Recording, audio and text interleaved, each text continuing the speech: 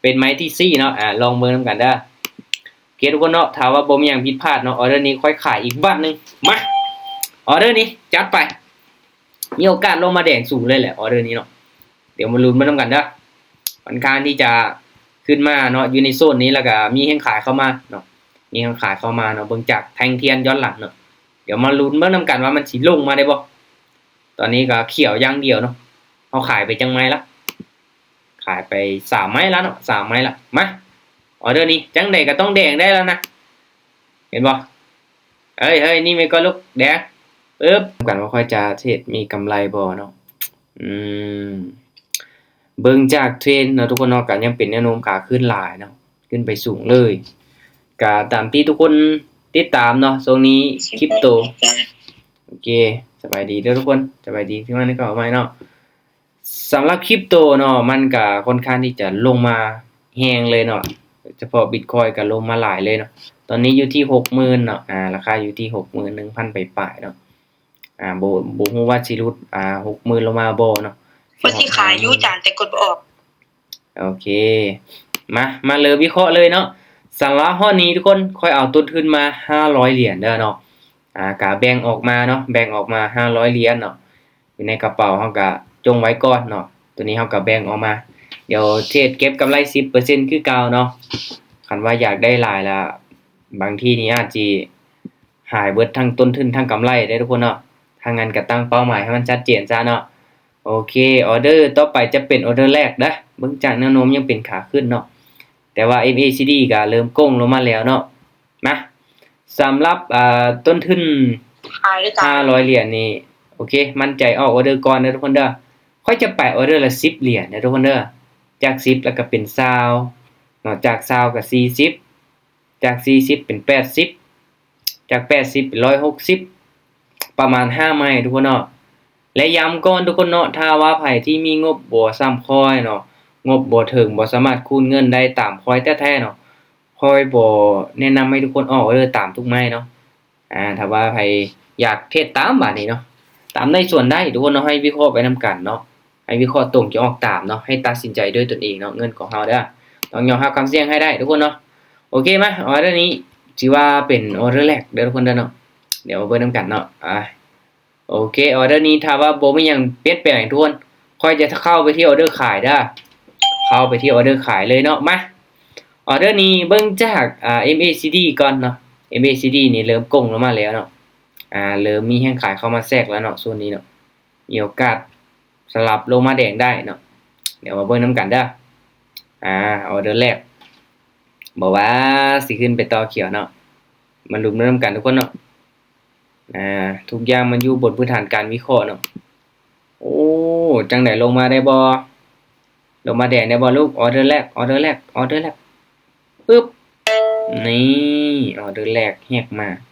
เบิ่งจาก MACD ทุกคนเนาะเห็นบ่เส้นมันเริ่มโกงแล้วเนาะโอเคก็ยังผลักดันราคาขึ้นไปอยู่เนาะสำหรับ Bitcoin เนาะแท่งนี้ก็ขึ้นมาเติบนึงนะโอเคกลับมาเดินเงิน10เหรียญคือเก่าเนาะออเดอร์นี้ทุกคนเบิ่งเนาะส่งท้ายโอเคทุกคนค่อยจะเข้าไปที่ออเดอร์ขายอีกบาทนึงมาไปที่ออเดอร์ขายอีกบาทนึงเนาะออเดอร์นี้เดี๋ยวทุกคนเด้อเนาะก็ถือว่าเป็นออเดอร์นึงที่เสี่ยงอยู่เนาะเพราะว่าแฮงซื้อก็จวดขึ้นไปแฮงเนาะแต่ก็มีโอกาสสลับได้เนาะเดี๋ยวเฮามาเบิ่งนำกันเนาะออเดอร์นี้อินดิเคเตอร์ก็ขนานขึ้นไปเนาะลงมาพักตัวแดงได้บ่มันสิลงมาแดงได้บ่แทงนี่ป้ออันตรายเนาะแฮงซื้อจังได๋ลงมาได้บ่ลงมาติขันเก่งทุกคนเนาะลงบ่ได้เนาะแท่งนี้นี่ก็เห็นอยู่เนาะมันขึ้นไปตอนท้ายก็อันตรายอยู่ MACD บ่ตัดลงมาซ้ำทุกคนเนาะโอเคบ่เป็นหยังมาเดี๋ยวรอจังหวะดีๆเนาะบางออเดอร์ก็เป็นออเดอร์ที่เฮาถนัดเนาะบางออเดอร์ก็เป็นออเดอร์ที่ยังบ่ลืมหูลืมตาก็มีเนาะมันจะเป็นแบบโอเคทุกคนเนาะออเดอร์นี้ถ้าว่าบ่มีหยังเปลี่ยนแปลงเนาะมาค่อยจะเข้าไปที่ขายอีกวันนึงเด้อขอเข้าไปที่ออเดอร์ขายอีกวันนึงก่อนออเดอร์นี้นี่ยังก้ำกึ่งเนาะก้ำกึ่งอยู่มันขึ้นไปสูงได้ละเนาะก็มีโอกาสที่จะลงมา2แดงได้เนาะจากไซเทียนอาจ อ่านบ่ทันอาจารย์บอกสาโพด เอาแม่นว่าทุกคนส่วนหลายก็เอิ้นประมาณ5วิสุดท้ายเนาะ5วิสุดท้ายมาเตือนหน้ากาสิเอิ้นไวๆทุกคนเนาะกะวิเคราะห์ไปนํกันเด้อเนาะวิเคราะห์ไปนํกันเนาะ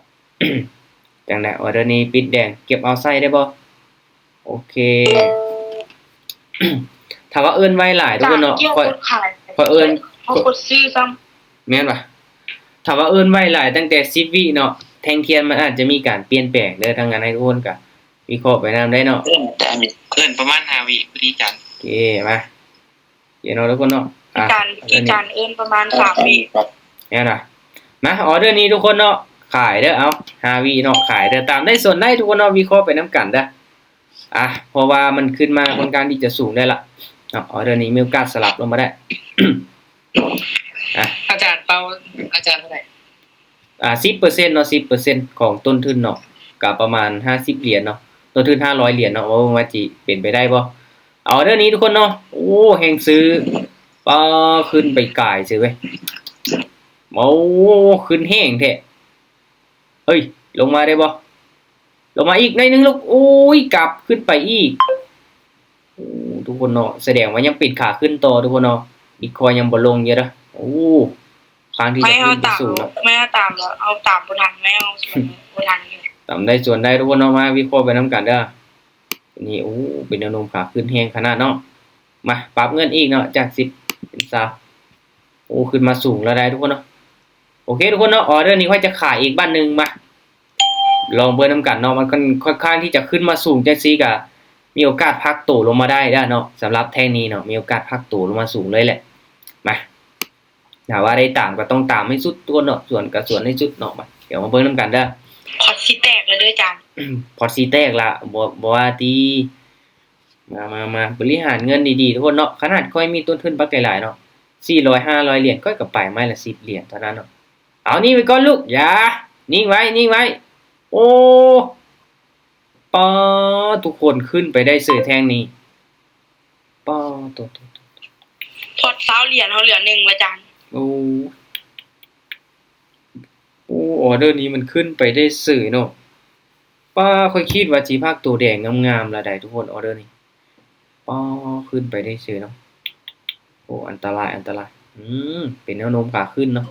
เองซื้อมาแฮงอีหลีทุกคนโอเคออเดอร์นี้ขายอีกนะขายเด้อทุกคนเด้อขายเด้อขายสิลองส่วนมึงนะสำเทศนี่มันสิซ้ำได้มาถ้าว่าออเดอร์นี้ยังบ่พากตัวนี้เฮาจะรอดจังหวะดีๆเด้อทุกคนเด้อคิดว่าสิพากตัวมันขึ้นไปสูงโพดกันมีโอกาสพากตัวได้เนาะโอ้ ลบ80แล้วอาจารย์นี่ ว้ายังมีกำไรอยู่เนาะค่อยเนาะโอ้มาทุกคนเนาะเดี๋ยวมาเบิ่งนํกันออเดอร์นี้ว่ามันสิพากตัวบ่เพราะว่าเบิ่งจากอินดิเคเตอร์โอ้ก็ถือว่ายังขึ้นไปแฮงขนาดเนาะ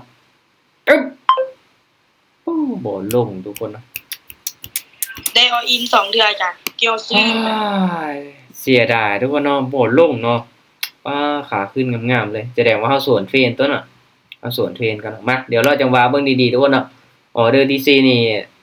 ต้องเอาเน้นๆเนาะเป็นขาขึ้นงาม สบายดีอาจารย์ออกจากไม่ละ ออกไปจังไหนล่ะออกไป1 2 3 4 5 6ไม้เนาะวิน2พาด4ออเดอร์นี้เฮาผ่านก่อนเด้อทุกคนเด้อเดี๋ยวรอจังหวะก่อนเฮาตามขายลงมาอย่างเดียวเนาะคิดว่าสิพักโตเนาะค่อยบ่คิดว่าออเดอร์นี้สิขึ้นได้เนาะออเดอร์นี้เนาะลงมาแดงว่ายาวๆเนาะมันขึ้นเฉยๆแท่งนี้ก็ขึ้นเขียวแท่งนี้ก็ขึ้นเขียวแสดงว่า ซื้อต่อเลย มั จ้ะ แสดงว่ามันก็ยังเป็นเทรนขาขึ้นค่อนข้างที่จะงามหลายทุกคนเนาะโอ้คอยอุตส่าห์เบิ่งจาก ABCD ว่าสิตัดลงมาเนาะคิดว่าสิเป็นแนวโน้มขาลงทุกคนเนาะบัดสุดท้ายโอ้โหขึ้นเขียวโอ้ออเดอร์นี้ลงแดงทุกคนเห็นบ่ออเดอร์นี้ลงมาแดงแล้วเฮาบ่ได้ขายบาดนี้เนาะโอ้ ไอแทนออกมาเลยเนี่ย โอ้เสียดายโอ้ยทุกคนเนาะถ้าตามนี่ต้องตามที่สุด โอเคเบิ่งค่อยได้เป็นกรณีศึกษาทุกคนเนาะวันนี้อาศัยในการบริหารต้นทุนแน่ไป40พาดทุกคนเนาะค่อยต้องคูณไป80เนาะ10 20 40 80มาออเดอร์นี้ลองซื้อเบิ่งบ้านนึงทุกคนตามซื้อเด้อบาดนี้เด้อตามซื้อเด้อเดี๋ยวลองเบิ่งนำกันเนาะว่ามันสิขึ้นไปต่อได้บ่เป็นเทรนขาขึ้นนี่อาจจะพักตัวแดงแล้วนึงเนาะมีโอกาสขึ้นไปต่อสูงทุกคนเนาะ ออเดอร์นี้คันว่าสิลงมาแดงเอาปิดมีตติ้งหนีเลยเนาะคืองามหลายเนาะออเดอร์นี่จังได๋ก็เขียวออเดอร์เฮ้ยใจเย็นๆไหมลูกเฮ้ยเอาเลยเฮ้ยนิ่งไว้นิ่งไว้นิ่งไว้เขียว3 2 1ปึ๊บป้าทุกคนเนาะเกือบแล้วโอ้ยเกือบค่อยได้ปิดมีตติ้งแล้วเนาะป้ามันสิลงมาเสียเนาะโอ้ยเกือบแล้วศึกษาอาจารย์ศึกษาหนังหัวอยู่กี่เด้ โอ้ยเนาะลงมาเป็นตาย่านแท้เนาะดีแต่ว่ามันเบรกไว้ทันเนาะเมื่อกี้นี้ป้าโตกำไรหาก็ได้24เหรียญเด้อทุกคนเด้อเนาะต้นทุน500มาโอเคทุกคนออเดอร์นี้ถ้าว่ามันเป็นแดงๆเนาะเฮาจะตามซื้อบ้านนึงตามซื้อบ้านนึงมันมีโอกาสสลับได้เนาะมีโอกาสสลับได้เพราะว่าเส้นตัวนี้ยังขนานกันขึ้นไปเนาะยังขนานกันขึ้นไปอยู่มาเบิ่งนํกันเด้อเนาะถ้าว่าเส้นตัวนี้เริ่มโก้งแล้วนี่เฮาจังตามขายเนาะตอนนี้นี่มันยังไซด์เวย์เนาะมันยังไซด์เวย์เพราะว่ามันขนานกันขึ้นงามหลายเนาะที่จริงเด้อทุกคนเด้อถ้าทุกคนเบิ่งจากอินดิเคเตอร์2เส้นตัวนี้ถ้าเส้นมันยังอยู่ใกล้ๆกันเนาะมันขนานกันจังซี่นี่อย่าสวนเทรนเด็ดขาดเนาะ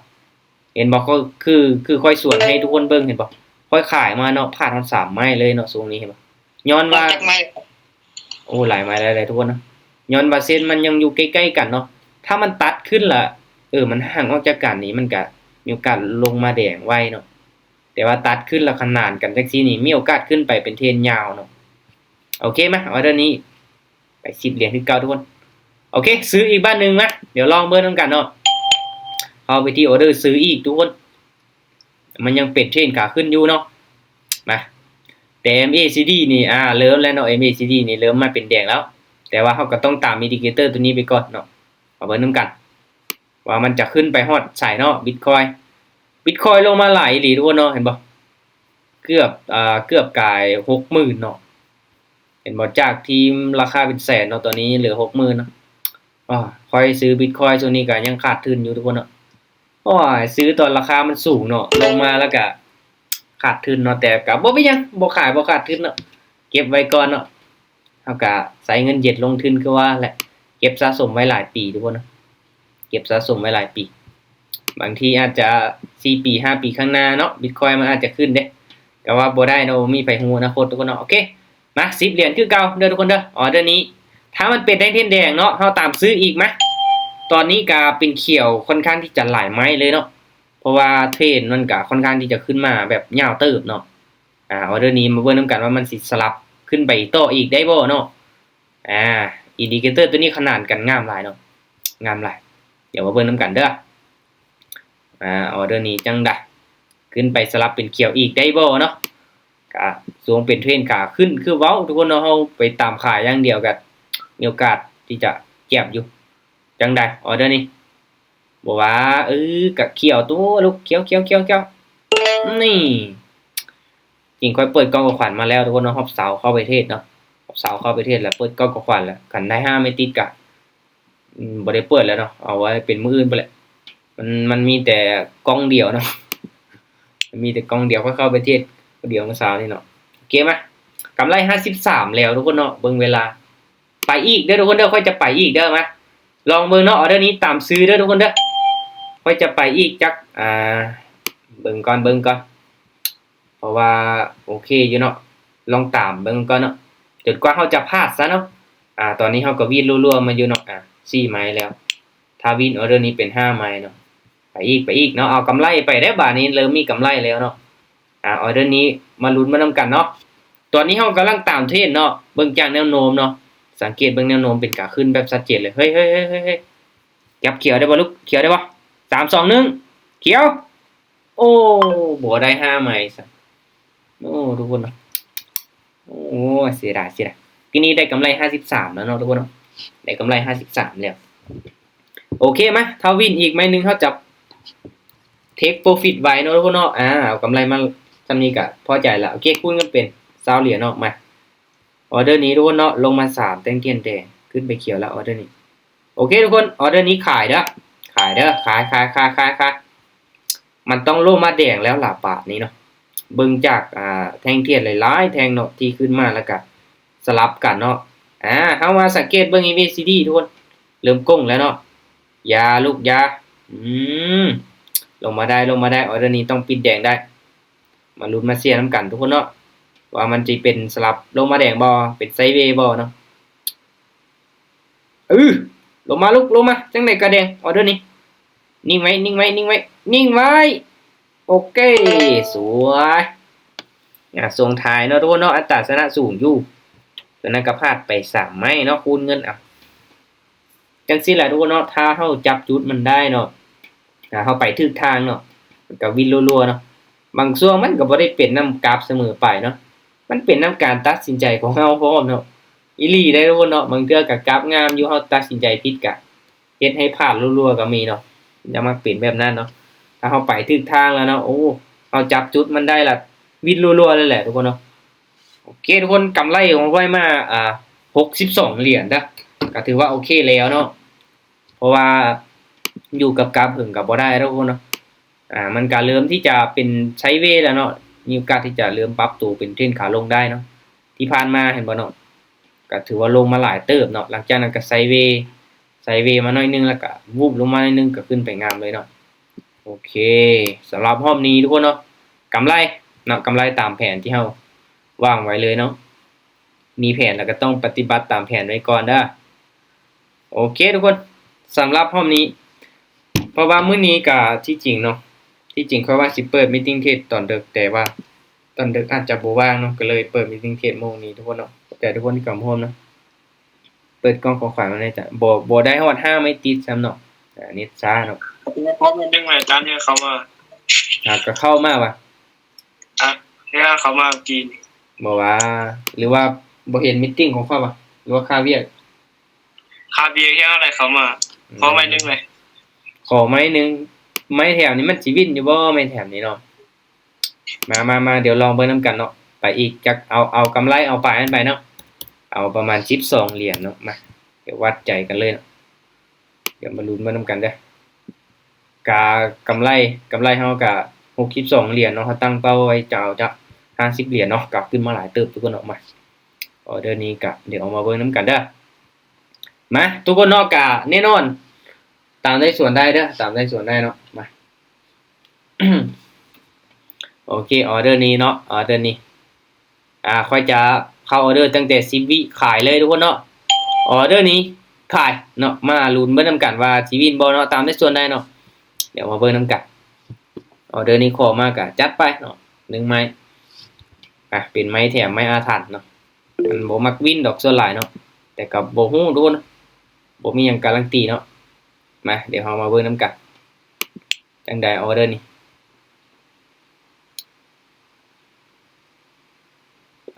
คือขึ้นไปเขียวสูงแท้ค่อยว่าแล้วเนาะโอ้ยลงมาได้บ่ลงมาโอ้เรียบร้อยเลยเบิ่งทรงนี่ป้าตอุตส่าห์เบิ่งจากABCD เนาะโอ้ยเป็นวอลลุ่มแดงงามๆบ่วินซ้ำโอ้เป็นจังได๋ล่ะบัดนี้เป็นจังได๋ผู้เข้ามาใหม่ เราติดลบอยู่6เหรียญจะนี่ โอ้จักซี่แหละจังบ่อยากแถมมันเนาะมันเป็นไม้อาถรรพ์เนาะมันบ่ค่อยวินปานใดนะไม้แถมนี่เนาะ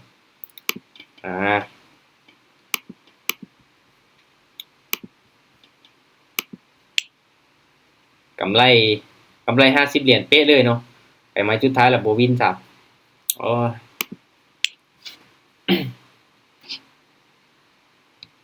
ก็ถือว่าเป็น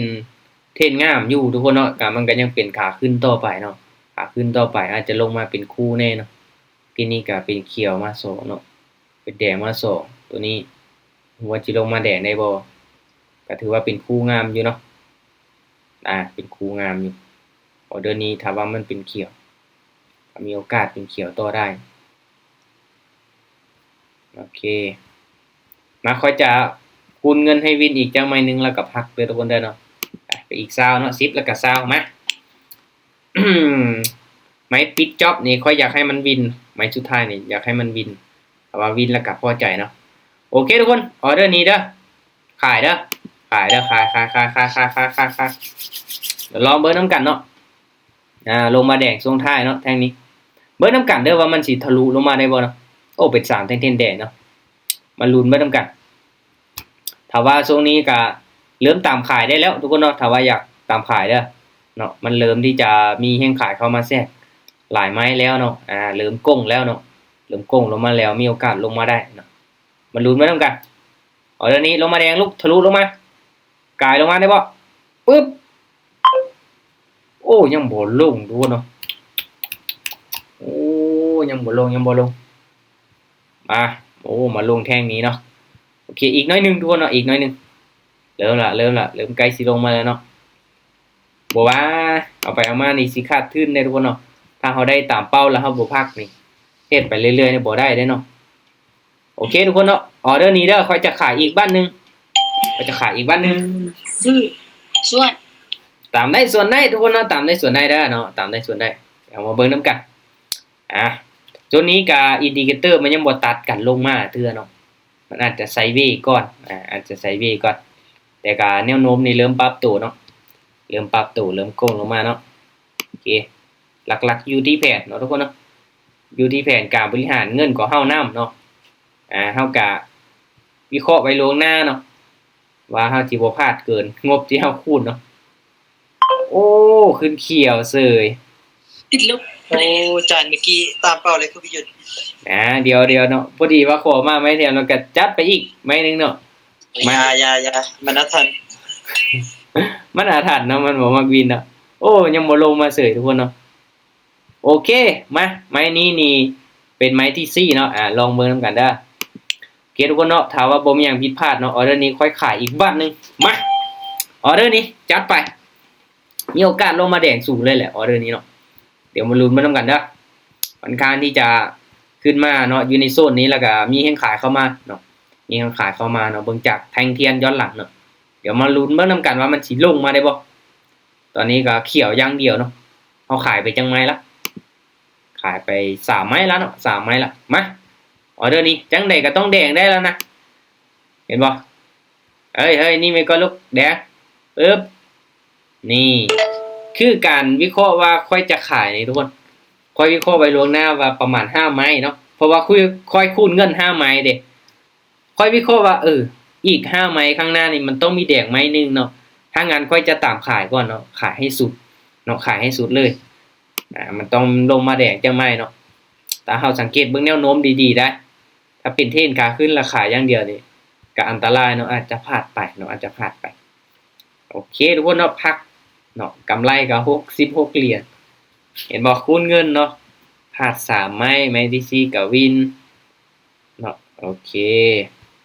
ทุกคนเนาะถ้าว่าไผที่อยากเข้าขายเด้อรอถ้าให้อินดิเคเตอร์ตัวนี้ตัดกันลงมาเนาะมันยังบ่ทันได้ตัดกันเทื่อรอท่าก่อนเนาะคือเฮาสังเกตบางจุดที่มันตัดกันขึ้นไปเนาะมันจะเป็นเทรนงามเด้อทุกคนเด้อเนาะเห็นบ่เส้นสีส้มเนาะตัดเส้นสีฟ้าขึ้นไปล่ะหลังจากนั้นเฮาตามซื้อเลยเนาะมันจะขึ้นมาเป็นเขียวลายไม้เนาะคืออินดิเคเตอร์ตัวนี้ตัดลงมาแล้วก็เริ่มตามขายเลยเนาะมันอาจจะจวดลงมาพี่เลยเนาะอาจจะจวดลงมาบ่มีไผฮู้อนาคตทุกคนเนาะทุกอย่างอยู่บนพื้นฐานการวิเคราะห์โอเคทุกคนเนาะได้กำไรตามเป้าเฮาก็พักเด้อเนาะถ้าว่าไปต่อเรื่อยๆนี่ห้อยเอาไปเอามาแล้วกำไรหายพอแตกนี่บ่เอาเนาะเทศน้อยเดียวกับ จานพาบวก60เหรียญ โอเคยอดหลายเขียเก็บกำไรเทอละน้อยทุกคนเนาะเอาไว้เป็นมื้อทุกคนเนาะเข้ามาร่วมศึกษาร่วมป้องกันใหม่เด้อสำหรับวันนี้ก็ขอบใจทุกคนที่เข้ามาร่วมเนาะบ๊ายบายทุกคนเจอกันใหม่รอบต่อไปเนาะบ๊ายบายมันๆเด้อมัน